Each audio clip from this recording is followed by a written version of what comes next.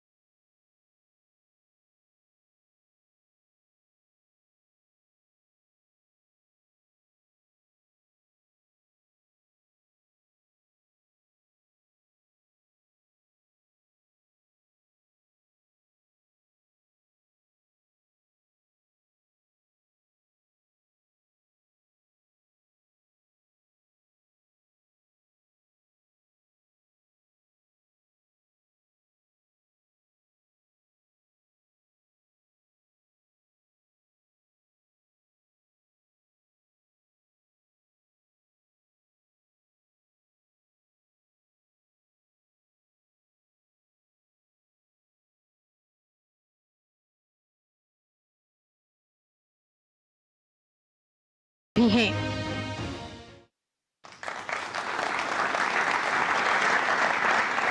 तो संजय झा जी का ये सियासी सफर था और इसीलिए हम कहते हैं संजय झा जी को, वो दरअसल मिथिलांचल के महारथी हैं और नीतीश कुमार जी के सारथी हैं।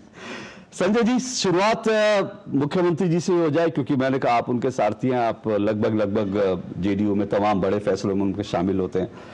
नीतीश जी को लेकर विपक्ष अब कह रहा है भाई 20 साल हो गए, अब उनका चमक नहीं रहा, अब वो बड़ा चेहरा नहीं रहे, और ये जो है इस चुनावों में एनडीए के लिए एक बहुत बड़ा ड्रॉबैक है। मुझे लगता है कि पूरा जो बिहार का ये चुनाव है, क्योंकि बिहार के चुनाव को थोड़ा सा समझने के लिए थोड़ा सा फ्लैशबैक में इसलिए जाना पड़ेगा कि नीतीश कुमार जी को कैसा बिहार मिला था।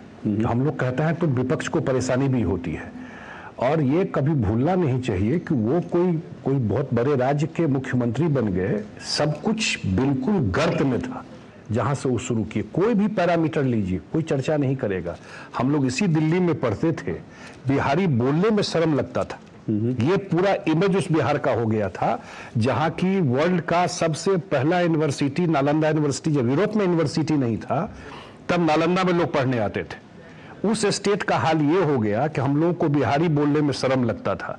वहां से नीतीश कुमार जी ने बिहार में काम करना शुरू किया। कोई भी पैरामीटर, रोड, बिजली, सड़क, पढ़ाई, स्कूल ड्रॉप आउट्स, इन्वेस्टमेंट, लोगों का कॉन्फिडेंस ही उस बिहार में नहीं बचा। किसी को बोलते तो बिहारी बोलने पर हंसता था। किसी को बोलिए कि बिहार में कुछ अच्छा होगा तो दुनिया को विश्वास नहीं था या देश को कि बिहार का भी कभी कुछ हो सकता है। वहां से शुरू करके आज बिहार हर एक पैरामीटर में, आज आप किसी भी पैरामीटर को देखिएगा, बिहार इतना बढ़िया काम वहां पर हुआ है 20 साल में। और सिर्फ एक आदमी, लीडरशिप चेंज होने से क्या फर्क पड़ता है, वो बिहार से बड़ा एग्जाम्पल नहीं है।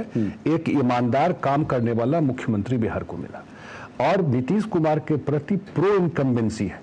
आज भी आप सर्वे करेंगे, 20 साल बाद भी आप कह रहे हैं 20 साल के बाद, हाँ। आज भी 20 साल के बाद एंटी इनकम्बेंसी नहीं, प्रो इनकम्बेंसी है कि लोगों को लगता है कि अगला 5 साल बिहार के लिए सबसे क्रिटिकल है। क्यों क्रिटिकल है कि एक बेस तो नीतीश कुमार और सरकार ने बना दिया, लेकिन एक जंप बिहार को और लेना, जो टॉप 10 स्टेट में बिहार आए, संभव है।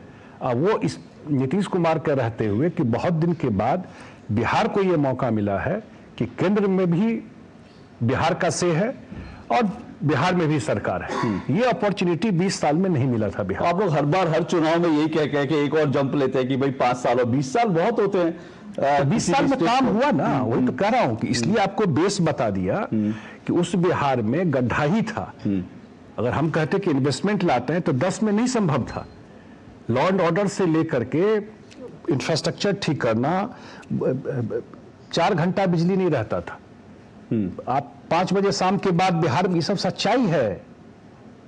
5 बजे शाम के बाद पटना में नहीं निकल सकते थे। अभी मुख्यमंत्री जी ने विधानसभा में ये बात बोली, पत्रकारों की तरफ इशारा करके बोला, याद है, तो वो आप बार बार दौर याद दिला रहे हैं क्या? वो आपका इसलिए ताकि दौर नहीं याद दिला रहे हैं, और इसलिए याद दिला रहे हैं कि इसको बनाने में बहुत समय लगा। आज जो लोग घूम रहे हैं उसको खराब करने में साल भर में फिर वो बैक टू स्क्वायर लेके चले जाएंगे। वही लोग हैं जिनके कार्यकाल में ये सारा चीज मैं बता रहा हूं, जो बिहार का नाम लेने में शर्म लगता था। कौन लोग थे वो लोग?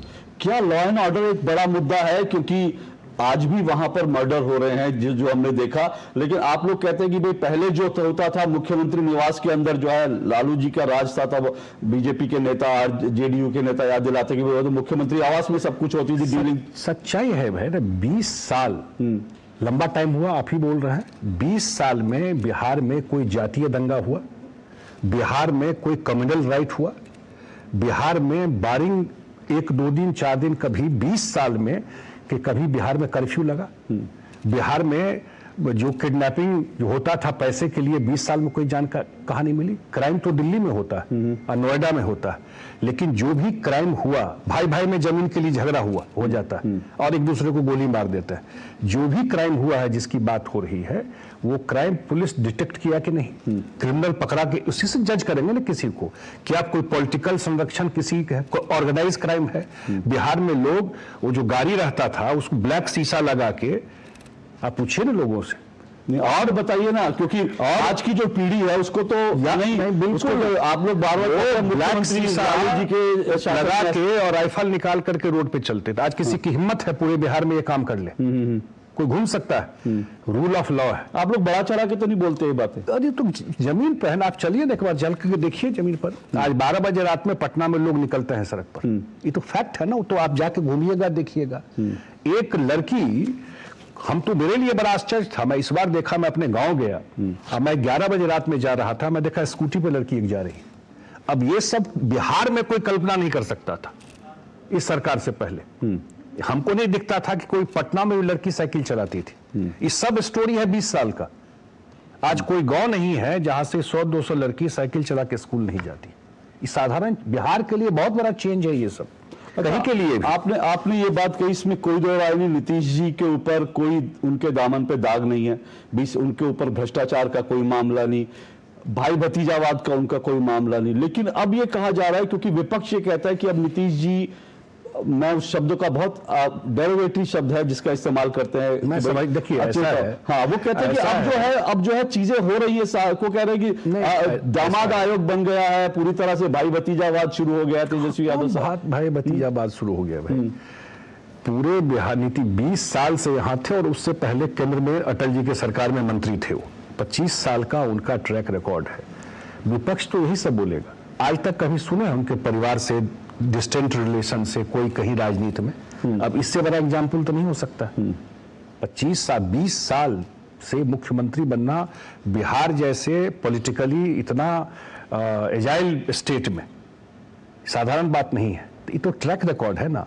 अब विपक्ष को कोई मुद्दा नहीं है, जिस पार्टी में ऊपर से 5 पोस्ट खाली है। मैं नेशनल वर्किंग प्रेसिडेंट हूं जेडीयू का, मुख्यमंत्री जी के बाद वो प्रेसिडेंट है। ये कल्पना कोई कर सकता है? जिस पार्टी की बात कर सकता है, कोई बाहर से आके बन सकता है? इस सब परिवार में रिजर्व है सीट। नीतीश कुमार जी ने पार्टी बनाया ना कि आप अपने काम करके अपने उससे आप कहीं पहुंच सकते हैं। ये है जेडीयू, नीतीश कुमार जी की पार्टी।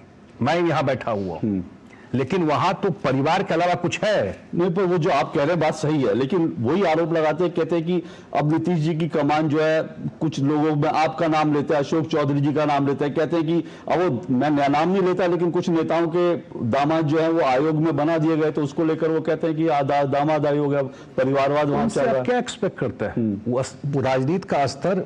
अगर कोई अपने कैपेबिलिटी से किसी आयोग में गया तो उसको उसका एक बैकग्राउंड है जिसका कहानी कह रहे हैं, लेकिन मैं उसमें जाना नहीं चाहता हूँ। उसमें गया, उसको कोई पॉलिटिकली एक्टिव है या कोई और तरीके से एक्टिव है, वो कहीं किसी आयोग में गया तो उसको लेकर के उनके पास और कोई मुद्दा नहीं है, और मुद्दा पे बात ही नहीं। कभी आप पूछिए कि भाई आप सरकार में थे तो क्यों ये हाल था, तो कुछ नहीं बोले। और उस हिसाब से तो तेजस्वी यादव भी अपने पॉलिटिकल कार्यकर्ता के तौर पर उन्होंने जगह बनाई और वो एक्टिव हुए, इसलिए आए, तो फिर वो परिवारवाद वहां पे क्यों नहीं? नहीं, ये तो आयोग और एक पार्टी को लीड करना, वो तो अकेले हैं क्या? वो पूरा परिवार है। कोई लोकसभा में है, कोई लोकसभा का चुनाव लड़ता है, एक भाई कोई मंत्री है, आगे ऑनलाइन लगा हुआ है, तो परिवार की ही ना पार्टी है वो। मैं ये कह रहा हूँ परिवार की ही पार्टी है। लेकिन मैं तो अपनी पार्टी की बात कह सकता हूँ। हमारे पार्टी में खास करके हम लोगों ने तो किसी परिवार के लोग परिवार में ही कोई अपने मेहनत से कहीं पहुंच गया, अलग बात है। लेकिन उस पार्टी में आप देखिएगा, इसके अलावा माँ बाप भाई बहन, ये पूरा वो पोस्टर भी देखिएगा तो पहले 5-6 वो दिखाई पड़ेगा, उसके बाद ही कोई शुरू होता है। पर एक चीज अब ये डिमांड हो रही है कि उनके बेटे, नीतीश जी के बेटे निशांत जी, उपेंद्र कुशवाहा जी ने बाकायदा ट्वीट करके लिखा कि बड़े भाई निशांत जी को अब आना चाहिए, संभालना चाहिए। किसी की सलाह की जरूरत नहीं है। पर आपके सहयोगी हैं वो तो। अरे भाई कहा ना, हम लोग कहाँ किसी को एडवाइस दे रहे हैं उनको अपने पार्टी में क्या करना चाहिए। जेडीयू नीतीश कुमार जी ने अपने खून पसीने से बनाया है, ये उनकी पार्टी है और आज वो नेता है। उनके नेतृत्व में हम लोग 2025 का चुनाव लड़ेंगे। आज भी बिहार के सबसे सम्मान्य नेता, रिस्पेक्टेड लीडर नीतीश कुमार जी हैं। आज भी मैं कह रहा हूं, कल भी वो मुजफ्फरपुर में थे। हमको लगता है कि 20 साल का उनका रिकॉर्ड निकाल लीजिए, जितना उनका यात्रा रहा है बिहार में। पहले पटना में ही सब मुख्यमंत्री रहते थे, वो जाकर के गांव और जिला में रहना शुरू किया। उसका असर ये हुआ, जानना जरूरी है कि जो प्रोजेक्ट है अगर इंप्लीमेंट हो पाया, क्योंकि मुख्यमंत्री फिजिकली वहां पर जो खड़े रहते थे, तो उससे चीजें स्पीड अप हुई। बिहार में तो सब कुछ खत्म कर दिया ना, ब्यूरोक्रेसी भी ऐसे ही हो गया था। तो जब खुद मुख्यमंत्री जाके खड़े हो गए तो चीजें स्पीड अप हुई ग्राउंड पर। तो आज वो एक्टिव है और काम कर रहा है। कल इस पार्टी में क्या होना है, किसको आना है, कौन आगे बढ़ेगा, कौन पीछे रहेगा, ये कॉल नीतीश जी को लेना। जब समय आएगा तो लेंगे। लेकिन आज ऑन डेट मैं आज की बात कर रहा हूँ, ही इज द लीडर, वही इस पार्टी के लीडर है, वही सर्वमान्य नेता है, और आगे इस पार्टी में क्या होना है वही तय करेंगे। ये सही है कि उस सबका सुझाव लेते हैं, फीडबैक लेते हैं। पर यात्रा तो अब राहुल जी भी कर रहे हैं, बिहार में आ रहे हैं। राहुल जी को बिहार से क्या लेना देना? बिहार को 1% भी जानते हैं वो? ये 5 साल में कितनी बार बिहार गए हो? बिहार के लोगों से क्या मतलब है उनको? अब चुनाव आ गया है तो यात्रा करने वो पैंट शर्ट पहन के पहुंच जाएंगे, तो उससे क्या लेना है बिहार को? इतना दिन सत्ता में रहे तो क्या किए बिहार के लिए? आज बिहार अगर 15 साल का हम लोग कार्यकाल कहते हैं, वो सिर्फ आरजेडी नहीं था, उसमें राहुल गांधी जी की भी पार्टी थी। अगर जंगल राज था, कोर्ट ने कहा, तो कांग्रेस भी सरकार में हिस्सेदार थी। आपका मानता है उसके लिए कांग्रेस भी बराबर? 100%। कैसे नहीं है? हाँ। तो सरकार की पार्टी थी, पार्टनर थे उस सरकार में, सरकार में उनके मंत्री थे। अच्छा, चुनाव की बात में जब आते हैं तो इस सबसे बड़ा मुद्दा अभी जो है पटना से लेकर दिल्ली तक, वो SIR बना हुआ है। और वो अब सुप्रीम कोर्ट ने भी कहा कि जो लिस्ट आई है कि भाई जिसको कहा कि भाई इतने लोग मृतक हैं, सुप्रीम कोर्ट ने कहा कि 15 लोग ले आएंगे अगर, तो फिर हम इंटरवीन करेंगे। तो मुझे लगता है कि ये मुश्किल आने वाली है आपके लिए। ऐसा है, संविधान का किताब लेके घूमने से तो आप संविधान नहीं समझ जाइएगा, उसको तो खोलकर पढ़ना भी पड़ेगा ना। संविधान ने चुनाव कराने का अधिकार किसको दिया? चुनाव में से पहले वोटर लिस्ट का रिवीजन करने का अधिकार किसका है? इलेक्शन कमीशन का है कि नहीं? चुनाव से पहले लोगों का डेथ होता है कि नहीं होता? रिवाइज होगा कि नहीं होगा? मृत्यु जिसकी होगी वो रिवाइज होना चाहिए कि नहीं होना चाहिए? SIR देश में पहली बार हो रहा है क्या?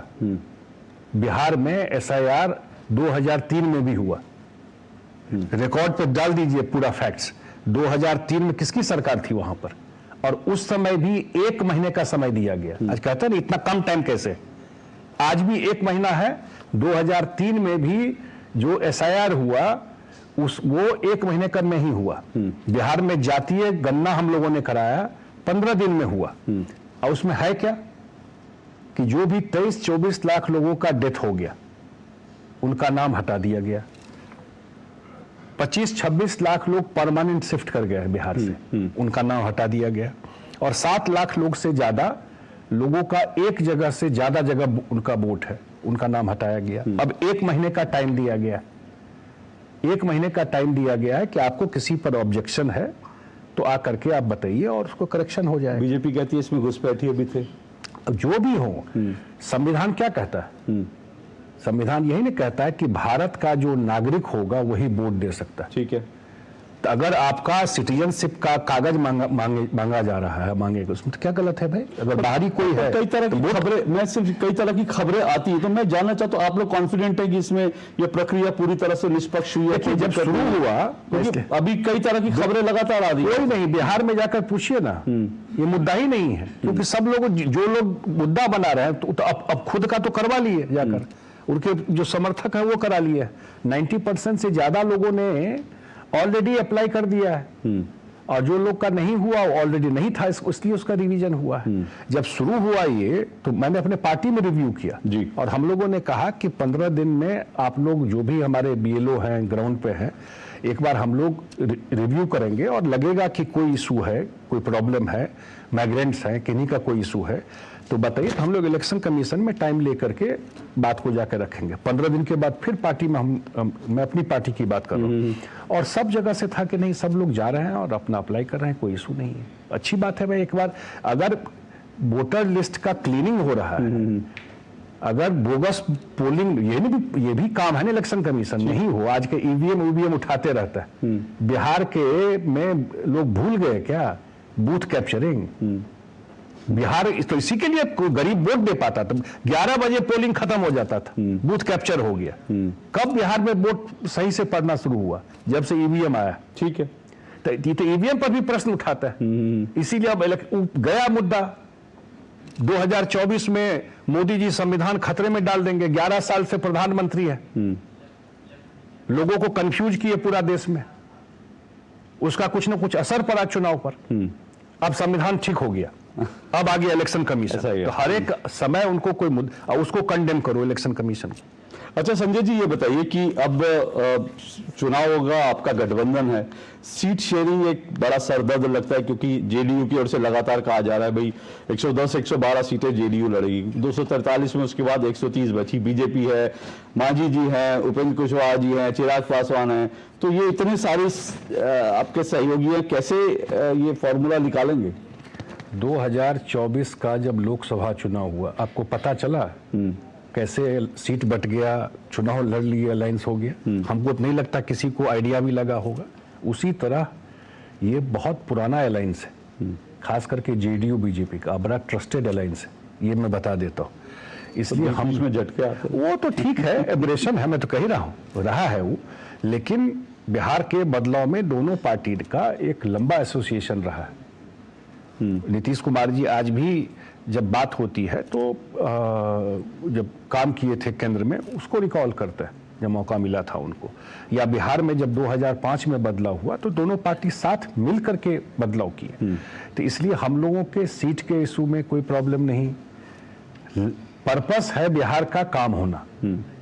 पर जब नीतीश जी कहते हैं कि अब मैं कहीं नहीं जाऊंगा, तो उनकी बात पे कितना, क्योंकि खबरें वो भी आती रहती हैं कि आज इससे मिलिए, कल उससे मिलिए, विपक्ष की ओर से बयान अब भी आते रहते हैं कि नीतीश जी शायद चुनाव के बाद जो है कहीं और चले जाएं, कुछ हो इस तरह की बातें। बिल्कुल स्पष्ट है, हम लोगों का बहुत पुराना अलायंस है, और बिल्कुल एक साथ हम लोग हैं, अभी भी सरकार चला रहे हैं, और आगे भी हम लोग एक साथ चुनाव लड़ेंगे, बिहार में सरकार चलाएंगे। एक दो एबरेशन हुआ, लेकिन उन्होंने बार बार चीज को स्पष्ट कर दिया। अच्छा, मैं कुछ ऑडियंस से सवाल लूंगा, उससे पहले एक बात, क्योंकि आप बीजेपी में भी रहे हैं और उसके बाद जेडीयू में आए, आपका दिल ज्यादा कहाँ लगता था? नहीं, मैं तो जेडीयू में बिल्कुल हम लोग को इसलिए लगता है कि जिस नेता के साथ हम लोग काम कर रहे हैं और हम लोग के जनरेशन में हम लोगों ने दोनों साइड देखा है। मैंने कहा मैं बिहार में तो जो था ही, जो बिहारी बाहर रहता था वो ज्यादा अनुभव किया इस चीज को, तो हम लोगों ने वो फेज भी बिहार का देखा। तो ये अच्छा लगता है कि बिहार को एक लीडर मिला जो इतना बड़ा परसेप्शन, हम लोग को नहीं लगता था कि बिहार कभी सुधरेगा, सही अपना बात भी कह रहा हूं मैं, और उतना बड़ा चेंज कोई अमृत पी के तो कोई आया नहीं है। कभी तो नीतीश कुमार जी का भी इतिहास लिखा जाएगा, 25 साल के बाद, 50 साल के बाद लिखा जाएगा। ये जो बिहार का जो 20 साल रहा है या आगे का जो भी समय है, जो काम उनका रहा है, हम लोग के लाइफ टाइम में बिहार में इतना बड़ा गोल्डन पीरियड ही आप कह सकते हैं बिहार के लिए। साधारण काम बिहार के लिए नहीं किया और उन्होंने कभी डिफ्रेंशिएट नहीं किया। नहीं भी कोई बोर्ड अगर सड़क बनाए, बिजली दिए, कोई काम किए तो यूनिवर्सल था, सबके इंटरेस्ट में।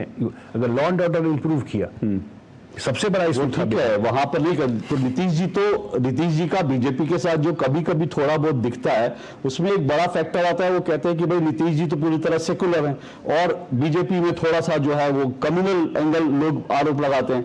और आपके ऊपर है कि आपने वहां जाकर भी नीतीश जी को जो है थोड़ा बीजेपी के रंग में रंग दिया। मैं इसलिए कह रहा हूं क्योंकि वक्फ पर जो बहस हुई थी उसमें आपने संसद में कहा था कि मैं भी बैठक में था, आपकी पार्टी में बहुत उठापटक हुई वक्फ को लेकर, बहुत सारे लोगों ने विरोध किया। आपने कहा आप भी बैठक में थे, नीतीश जी, तो आपने सबने मिलकर समझाया कि वक्फ क्यों जरूरी है, जबकि फिर से कह रहा हूं आपकी पार्टी में कुछ लोगों का बड़ा विरोध था। ऐसा है कि सारा विचार मिलेगा तो एक ही पार्टी रहेगा, तो दो पार्टी क्यों होती है? विचार बहुत सारे इश्यूज पर हमारे विचार नहीं मिलते होंगे, लेकिन एक कॉमन ग्राउंड होता है जिस पे आप काम करते हैं, और यही अलायंस का पॉलिटिक्स है। लेकिन जहां तक वक्फ की बात है, वक्फ में आप ईमानदारी से बताइए कि वक्फ पे प्रॉपर्टी में जहां भी है, मैं तो बिहार को देखता हूं कितने गरीब लोगों का फायदा हुआ है। पर्पस तो वही ना था, वक्फ करने का मतलब है उसी कम्युनिटी की बात मैं कर रहा हूं जिसके लिए वक्फ होता है, उसके लिए चैरिटी के काम के लिए दिया जाता है। हम लोग तो पटना में देखा है कहाँ मॉल बन गया, कहाँ बिल्डिंग बन गया। जब मिले लोग, मैं मुख्यमंत्री जी से, मैं भी साथ था वहां, उस कम्युनिटी के जो भी लीडर थे, और मुख्यमंत्री जी ने साफ कहा कि जो भी मुद्दा है उसमें आपको जहां, ये पहली बार तो संशोधन वक्फ पे हुआ नहीं था, ये होता कि फर्स्ट, पहले भी संशोधन हुआ कि आपको जो लगता है कि ये सब पॉइंट इसमें ठीक नहीं है, लॉजिक के साथ आप दीजिए, हम लोग बिल्कुल सरकार में बात रखेंगे। उस जेपीसी में हमारे मेंबर हैं, वहां पे बात रखेंगे। कुछ उनके कंसर्न थे वो रखे और उसको सरकार ने एडजस्ट किया, तो सपोर्ट किया, उसके कारण मुस्लिम वोट आपका नीतीश कुमार का कहीं जाएगा नहीं तो मैं किसी लोग कह रहे हैं कि भाई मुस्लिम नाराज हो सकते हैं। वोट की बात मैं नहीं करता हूं, मुस्लिम वोट की, हिंदू वोट। हम लोग तो अपने काम पर आज तक जो वोट मांगने गए हैं, 20 साल का ट्रैक रिकॉर्ड है। और ये नैरेटिव नीतीश जी ने बदला बिहार में कि हम लोग अपने काम के बल पर वोट लिए आज तक, जात के बोल पर, धर्म के नाम पर। मैं फिर कह रहा हूं, जो नीतीश कुमार को नहीं भी वोट देते हैं उनसे भी बात कीजिएगा तो कहेंगे काम तो यही कर सकते हैं। चलिए, आपने कहा तो मैं कुछ ऑडियंस से बात कर लेता हूं। कुछ ऑडियंस से सवाल आएंगे। जी हाँ, मेरा प्रश्न ये है कि हम सभी जानते हैं कि जो नीतीश कुमार हैं वो भी पूरी तरीके से बिहार में छाए हुए हैं, लेकिन आपको क्या लगता है कि इस बार अगर जेडीयू अपने दम पर अधिक पार्टी पे वोट्स लेकर आती है, अपनी सीट कमाती है, तो वो बीजेपी के साथ छोड़ देगी? हम लोग तो बिल्कुल स्पष्ट है ना कि एक साथ चुनाव लड़ रहे हैं और एक साथ सरकार बनाएंगे हम लोग। उस तो बड़ा अलायंस में तो बड़ा स्पष्ट है ये चीज, अलायंस में तो स्पष्ट है। खैर बीजेपी भी कहती है, लेकिन लोग कहते हैं कि भाई चर्चा है कि भाई बीजेपी अगर जेडीयू की सीटें कम आई तो बीजेपी चुनाव के बाद कोई उलटफेर कर सकती है। नहीं। 2020 में हम लोगों का 43 सीट्स था और बीजेपी का 74 सीट था, बड़ा गैप था ना। और नीतीश जी ने बिल्कुल ऑफर कर दिया बीजेपी के लीडरशिप को कि आप अपना मुख्यमंत्री बना लीजिए। अच्छा, नीतीश जी ने कहा था बीजेपी को? बताओ, मैं आपके सामने बोल रहा हूं। उन्होंने ऑफर किया कि आपका ज्यादा सीट है, आप अपना मुख्यमंत्री बना लीजिए और हम भी सरकार में हमारे लोग रहेंगे। बीजेपी ने कहा कि नहीं, क्योंकि आपके लीडरशिप में चुनाव हुआ, मुख्यमंत्री आप ही रहेंगे। ये आप बड़ी ये भी एक हिस्ट्री है ना। हाँ, ये भी एक हिस्ट्री है, लेकिन बड़ी बात है। जी, जब से मैंने होश संभाला मैंने नीतीश कुमार जी को ही देखा है। मैं 21 साल की हूँ। उससे पहले मैंने सुने लालू यादव जी के चर्चे, जो भी जंगल राज था या जो भी था, तो आप भी तो कहीं ना कहीं, नीतीश कुमार जी भी तो लालू यादव जी का बस एक एग्जाम्पल देके उसके पीछे छुप रहे हैं, क्योंकि हमारे बगल में एक एग्जाम्पल है कि देख लीजिए यूपी में योगी जी ने 10 साल में ही क्या से क्या कर दिखाया है। आपके पास भी तो 20 साल थे ना। 20 तो साल थे, 20 साल के, और बुलडोजर तो मेरे ख्याल से सर, बिहार में ऐसा है, पटना में भी ऐसा बुलडोजर है। है। हाँ, सर, आपका सवाल आगे, कई सवाल एक है। हाँ जी जी जी, हमें और सवाल है तो नहीं नहीं नहीं, आप पहले इनका दे दीजिए क्योंकि इंटरेस्टिंग बात है। ऐसा उसके है बाद, कि जिस दरभंगा की बात कर रही थी, 9 घंटा में हम लोग बस से या गाड़ी से पहुंचते थे। आज दरभंगा में एयरपोर्ट है, दरभंगा में फ्लाइट जाता है। अब ये चेंज नहीं दिखाई पड़ रहा है। दरभंगा फ्लाइट जाता है डेली, इसी दिल्ली से। कोई कल्पना नहीं कर सकता था कि दरभंगा भी फ्लाइट जाएगा। पर वो लॉ एंड ऑर्डर को भी लेके लॉ एंड ऑर्डर तो इससे अच्छा कहीं है ही अभी नहीं। तो बहुत सारी घटनाएं हुई। मैं तो बताया आपको, हाँ, नोएडा में नहीं घटना होता है, दिल्ली में आप घटना नहीं होता है। नहीं ऐसे हॉस्पिटल में घुस के इस तरह से, अरे तो और दिन दहाड़े, तो हाँ पकड़ा गया ना सब। 48 आवर्स में पकड़ा गया जितने लोग थे उसमें, और आपसी राइवलरी थे 2 ग्रुप की। ये क्राइम तो दुनिया में कहीं, आप अमेरिका में रोक सकते हैं क्या? कहां रोक सकते हैं मुझे बताइए। ठीक। अगर पुलिस ने नहीं पकड़ा क्रिमिनल को, नहीं कोई वो हुआ, अगर कोई पॉलिटिकल लोग संरक्षण दे रहा है, या मैंने बताया कि 20 साल पहले पॉलिटिकल संरक्षण होता था, आप 100% छुप, किसको नहीं पता है। यहां बैठ के बोलना, एक ग्राउंड पे चीजें जाके देखिए ना। 20 साल में मैंने बताया कि 20 साल में बिहार में बारिंग कहीं एक आध बार कहीं कर्फ्यू लगाना पड़ा हो तो लगाना पड़ा। बिहार जैसे इतना डेंसली पॉपुलेटेड स्टेट में कहां क्राइम बिहार में बढ़ गया। लेकिन एक चीज जो युवा कह रहे हैं कि भाई अब भी उनको थोड़ा सा मन में हिचकिचाहट मैं बताया होती है 2 बार आपका। आपको, हाँ, कि बिहार में जिस जगह की बात कर रहा है, आप गई थी, हम उसी दरभंगा में गई थी वित्त मंत्री निर्मला सीतारमन, मधुबनी गई थी और मुख्यमंत्री से आके मिली। अपने चीजों पर प्राइड भी करना चाहिए, कोई अच्छी बात है तो। और बोली कि बिहार के गांव का जो रोड देखा, देश के किसी गांव से बेटर है। मैंने बताया कि दरभंगा में आज एम्स बन रहा है। कौन कल्पना करता कि दरभंगा में एम्स बनेगा? और स्टेट का नाम लेना अच्छी बात है, लेकिन अपने यहां भी कुछ अच्छा हो रहा है। आंख के सामने फ्लाइट जा रहा है डायरेक्ट मुंबई से, दिल्ली से, उसी दरभंगा की बात कर रहा हूं मैं। कौन कल्पना करता था आज से 10 साल पहले दरभंगा में फ्लाइट जाएगा? चलिए, बिहार बदल रहा है, ये दावा संजय जी कर रहे हैं, पर अंत में कितनी सीटें आप मान के चल रहे हैं कि नहीं, एक बात मैं ऐड करना, वो जी, इंपॉर्टेंट जी, बात है। जी। मजदूरी की बात होती है, पलायन की बात बिहार से होती है। एक उसका बहुत बड़ा कारण कांग्रेस सरकार रही। जब भी झारखंड और बिहार एक साथ था तो फ्रेट इक्वलाइजेशन था। पता नहीं आप लोग कितना, सारा मिनरल्स झारखंड में था, लेकिन इस बिहार को कोई उसका एडवांटेज नहीं नहीं था था। कि कुछ एडिशनल इंडस्ट्री लगता। लैंडलॉक्ड स्टेट, कुछ जानकारी, ये सभी फ्लड आता है नेपाल साइड से। अब चीजें बहुत कंटेन हुआ है, कंट्रोल हुआ है वहां पर। और मुझे ये 5 साल जो लगता है, अगला 5 साल जो बिहार का है, वो खास करके क्योंकि ये डबल इंजन की सरकार है, केंद्र में भी और बिहार में भी, वो एक बड़ा चेंज दिखाई पड़ेगा आपको। वो है इन्वेस्टमेंट में, ओके, इंडस्ट्री में। अभी आप मुजफ्फरपुर जाएंगे, बिहटा जाएंगे, वो प्रोसेस शुरू हो गया। लोगों को कॉन्फिडेंस भी नहीं था, लॉ एंड ऑर्डर इशू था।